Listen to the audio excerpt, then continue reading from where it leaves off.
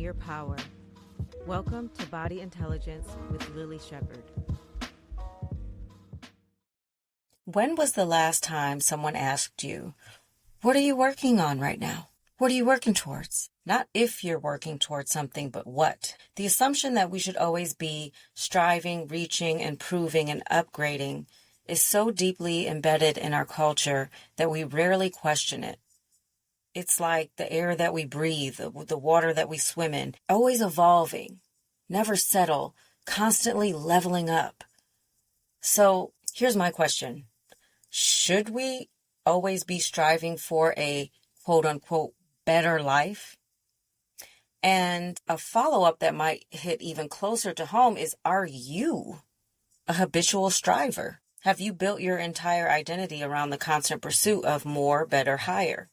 I'm not asking these questions from some exalted, enlightened state of contentment. I'm asking because I've been wrestling with this myself, noticing how the compulsion to strive, right? Like I'm drawn to just strive. It shapes my days and my decisions and my ability to experience the life that is already right here in front of me. And I've started wondering, like, are we denying ourselves a thicker, richer, more dense experience in service to a linear, upwardly mobile, achievement-based one? So just think for a second about the language that we use. We talk about climbing the ladder and rising to the top and reaching new heights. All of these metaphors are almost exclusively vertical, right? Up is good, down is bad, forward is progress, backward is failure.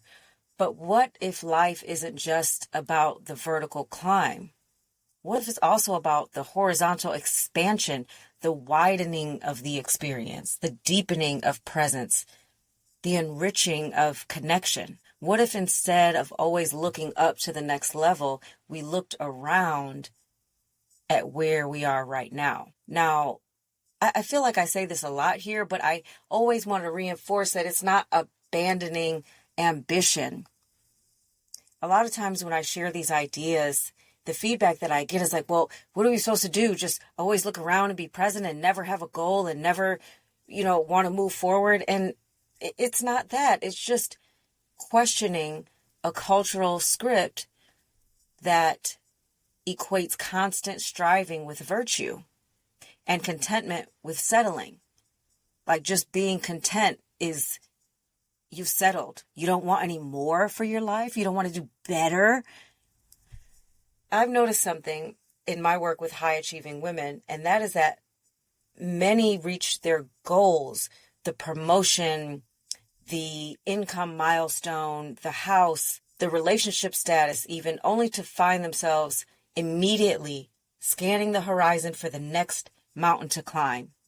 They can't sit with their accomplishment because the habit of striving is so ingrained that stillness feels like failure. This perpetual motion and this kind of machine-based way of looking at achievement creates a real poverty, like a thinness of experience. We move so quickly through life, focused on what's next, that never do we fully inhabit what is now. It's like reaching the summit only to realize you didn't notice a single thing on the climb, right? You're so focused on getting to the top that you get there and then realize you didn't take anything in. And the tragedy isn't just that we miss the richness of the present moment, but is that this habit of constant striving actually makes us less effective and less creative. Innovation requires fallow periods.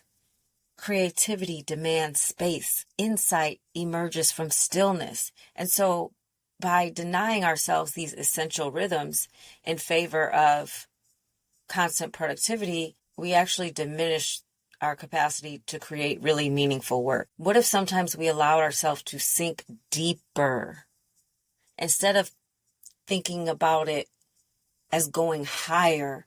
What about we got deeper?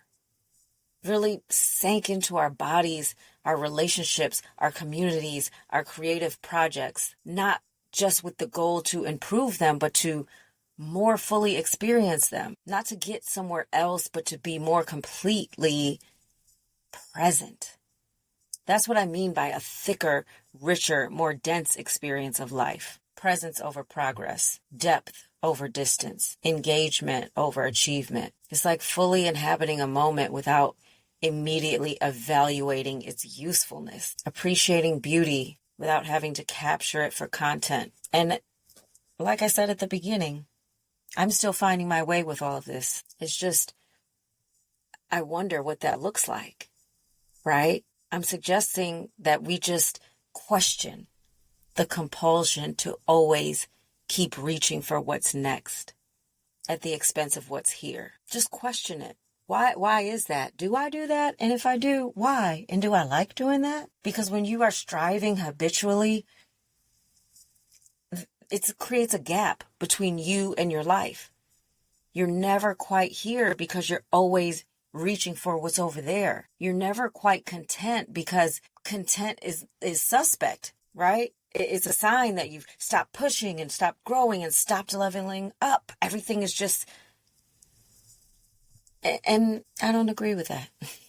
I like to be content, but I also realize in myself where I rush to, once I feel a sense of contentedness, where I rush to, okay, yeah, that's great, but like, what's next? And that can create anxiety, a sense that you're always slightly behind, slightly lacking, even when by all measures, you're actually doing really well. So here's the question. What if for a season you experimented with not striving?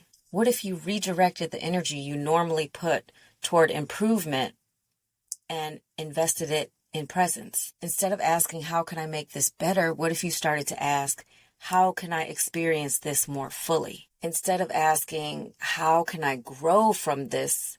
Asking, how can I be with this? How can I just be with this? I don't want you to lower your standards or shrink your life. I want you to expand your capacity to experience the life you already have. The habit of constant striving makes us incapable of the enjoyment that we're actually looking for. So just ask yourself those questions. Are you a habitual striver? Are you climbing so fast you're missing the view? So it's just an invitation to experiment with a different approach, right? Not to abandon your dreams or diminish your impact. I don't want to do any of that. It's just an invitation. Thanks for listening and have a fabulous day.